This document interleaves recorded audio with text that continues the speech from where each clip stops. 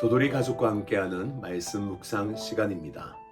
오늘도 주께서 주시는 말씀으로 세상을 넉넉히 이겨가시는 저와 여러분 되시기를 주님의 이름으로 축원을 드립니다.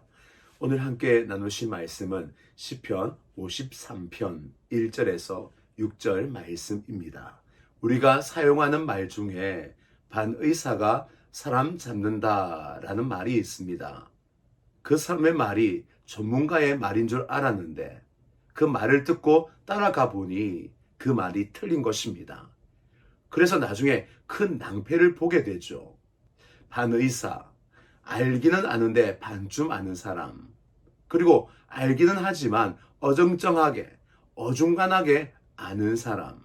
더 무서운 건 틀린 것과 바른 것이 섞여서 무엇이 참인지를 알지 못하는 뒤죽박죽 지식을 가지고 있는 사람.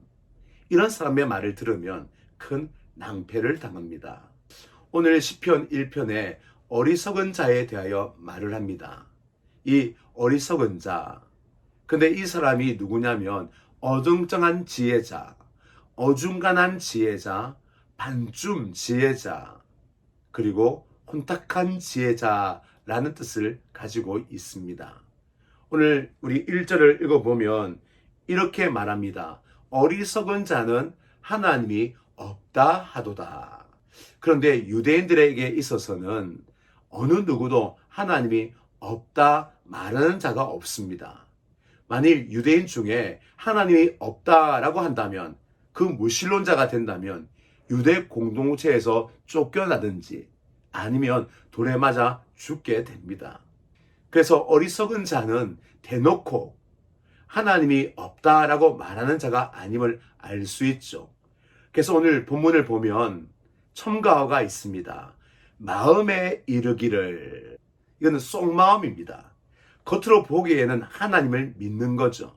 그의 말, 그들의 결례, 규례를 지키는 것을 보면 하나님을 알고 믿는 것으로 보입니다. 그러나 겉으로 보이는 것 말고 그 진심, 그 속에 대하여 바로 말하기를 하나님이 없다라고 자신의 진심을 말하는 그 이야기를 하는 것입니다. 껍데기는 유신론자인데 그 속마음은 무신론자인 것이죠. 종교 생활은 유신론자인데 실제 생활은 무신론자로서 살아가는 자. 그래서 어정쩡한 지혜자, 어정쩡한 신앙인, 반쯤 신앙인을 가리켜 어리석은 자라고 말을 하고 있는 것입니다. 중요한 것은 겉으로 누가 유신론자인지 무신론자인지, 어떤 사람이 어리석은 자인지 지혜자인지 구별할 수 없다라는 것입니다. 그래서 말합니다. 마음에 이르기를 하나님이 없다 하는 자는 세 가지 모습을 보인다고 합니다. 한 가지는 그 마음이 부패한 것이고 가증한 악을 행하는 것이며 선한 일을 행하지 아니합니다. 이 세 가지를 보면 그 사람이 지혜자인지 어리석은 자인지 알 수 있다고 합니다. 부패, 가증한 일을 행하는 것, 그리고 선한 일을 행하지 못하는 것, 이것은 어리석음 때문에 일어나는 현상입니다. 어리석다, 이 뜻은 지식이 모자란다, 지혜가 없다, 분별력이 없다, 사실 이런 뜻은 아닙니다. 어리석다의 뜻은 그 어원이 송장, 시체라는 단어에서 왔습니다. 송장은 또 시체는 아무리 때리더라도 반응이 없죠. 그리고 간지럼을 피워도 간지러워하지 않습니다. 아픔과 통증, 움직임이 전혀 없죠. 반응이 없습니다. 왜냐하면 시체, 송장이기 때문입니다. 어리석다라는 말이 바로 이 단어에서 왔습니다. 그렇다면 왜 어리석음을 이 단어에서 유추하여 만들었을까요?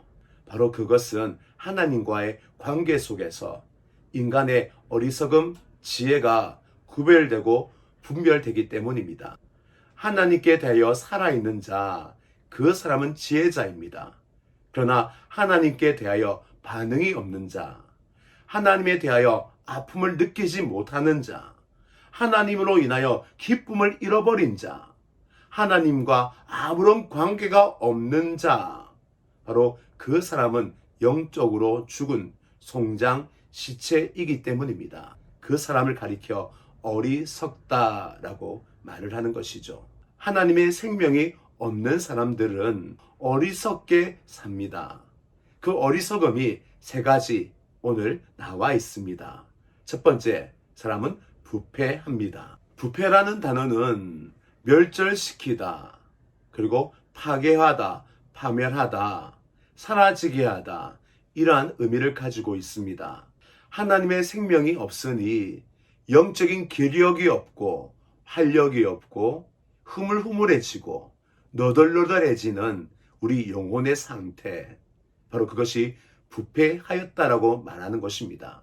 썩으면 악취가 나고 나중에는 결국 사라지게 되죠.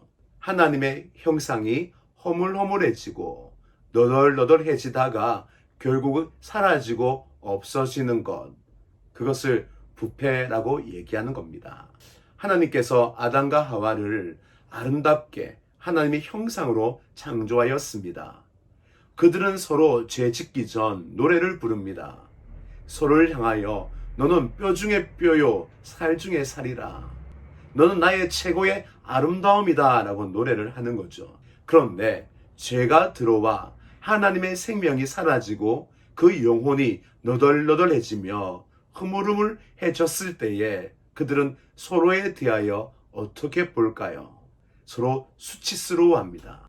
먼저 자신을 수치스러워합니다. 그래하여 나뭇잎으로 자기를 가리죠.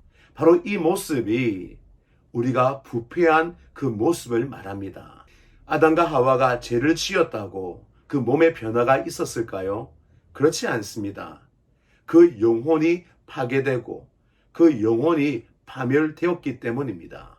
그 영혼의 아름다움이 소멸되고 그 영혼이 너덜너덜해지자 아름다움을 아름다움으로 보지 못하고 파괴된 자기 자아로 바라보니 모든 것이 파괴된 것처럼 수치스럽고 부끄럽게 여겨지게 된 것입니다. 지금도 우리는 이 영향 속에 있습니다. 내 자신에 대한 열등감, 남을 바라볼 때에 공격적으로 비판하는 마음들, 다른 사람의 약점, 허물을 수치스럽게 여기고 모자라게 여기고 그를 열등하게 생각하는 마음, 이 모두 다 허물허물해진 나의 자아의 파괴에서 일어난 현상이란 것을 아셔야 합니다. 그것은 바로 내 자아가 병든 것이며 너덜너덜 시들시들 죽어가고 있는 것입니다. 두 번째는 가증한 악을 행하게 됩니다. 여기서 가증한이라는 단어는 우리가 죄를 지어도 스스로 알지 못하는 이런 의미를 가지고 있습니다. 즉 내가 보기에 선을 행하였는데 선이 아니라 그 속에 악이 감추어져 있는 것이죠. 한 예를 마태복음에서 보여주고 있습니다. 주여 주여 하는 자마다 하나님 나라에 들어갈 것이 아니니라. 주여 주여 부르는 자들은 모두 다 하나님을 위하여, 하나님의 영광을 위하여, 또 하나님 이름 때문에 사역하고 일했던 사람입니다. 그런데 하나님이 그를 모른다고 합니다. 어찌된 일일까요? 바로 그들이 하나님의 일을 했지만 그 일이 가증한 일이 되었기 때문입니다. 특별히 이 가증한 일을 일으키는 주 원인이 교만이라는 것 알고 계십니까? 아무리 좋은 재료, 훌륭한 요리사, 그리하여 최고의 요리를 만들었습니다. 아주 맛있겠죠. 그런데 그 요리에 한 방울 독약을 넣는다면 그 최고의 음식은 음식이 아니라 독극물이 되는 것입니다. 교만이 그러합니다. 우리가 아무리 훌륭한 일, 아주 근사한 일을 했다 할지라도 거기에 교만 한 방울 떨어지면 그것은 하나님의 일이 아니라 가증한 일이 되는 것이죠. 그리하여 우리는 조심하셔야 됩니다. 내 안에 교만이 있는가? 내 마음의 주인이 내 자신이 아닌가 되돌아 보셔야 합니다. 그렇다면 교만하지 않으려면 어떻게 해야 합니까? 교만을 없애는 것이 아닙니다. 바로 내 마음에 하나님을 나의 왕으로 모셔야 합니다.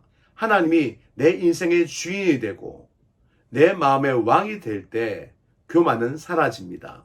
교만을 없앤다고 없애지는 것 절대 아닙니다. 하나님이 내 인생의 주인인가? 오늘도 나는 하나님 말씀대로 살았는가? 나는 오늘 하나님을 위하여 살았는가? 여기에 대하여 예라고 대답할 때 우리는 교만의 자리를 떠나 겸손하게 주님을 섬기고 있는 것입니다. 오늘 성령님의 지혜로 우리 자신 속에 숨어있는 교만 보이게 하시고 오직 예수님을 하나님을 내 인생의 주인으로 모시는 저와 여러분 되시기를 주님의 이름으로 축원을 드립니다. 세 번째, 선을 행하는 일입니다. 어리석은 자는 절대 선을 행할 수 없습니다. 앞에서 조금 언급하였지만 시체와 송장, 하나님께 대하여 전혀 반응할 수 없습니다. 꼬집어도 아프지 아니하고 간지럼을 피워도 간지럽지 아니하고 때려도 반응이 없습니다. 시체와 송장, 모든 감각이 죽었기 때문입니다. 어리석은 자는 하나님께 대한 모든 반응, 감각이 다 죽은 자입니다. 그러니 무엇이 선인지 무엇이 악인지도 전혀 모르고 그뿐만 아니라 선에 대하여 아무런 느낌, 마음이 없습니다. 다만 자신의 욕망을 향하여 자신의 시간과 재물과 자신의 모든 에너지를 다 사용할 뿐입니다. 만일 여러분 안에 선한 일에 대한 반응, 감각이 있다면 여러분의 영혼은 살아있는 것입니다. 어리석은 자가 아니라 지혜자의 자리에 있습니다. 다만 하나님이 주시는 생명의 느낌에 대하여 무시하지 마시고 생명의 감각에 대하여 순종과 올바른 반응으로 나아갈 수 있기를 주님의 이름으로 축원을 드립니다. 주께서 말씀하실 때에 꼭 들으시고 순종하십시오. 하나님께서 여러분의 양심을 깨울 때에 아프지만 참고 회개의 길을 걸어갈 수 있기를 바랍니다. 주님께서 어떤 길이 내가 걸어가야 될 길인지 보여주셨다면 이것저것 계산하지 아니하고 하나님의 계산법, 순종을 쫓아서 그 길을 걸어갈 수 있기를 주님의 이름으로 축원을 드립니다. 선함으로 악을 이기며 올바름으로 가증한 것을 이기고 하나님의 생명으로 세상을 넘어설 수 있는 저와 여러분 되시기를 주님의 이름으로 축원을 드립니다. 오늘도 하나님의 생명으로 세상을 이기시는 저와 여러분 되시기를 주님의 이름으로 축원을 드립니다.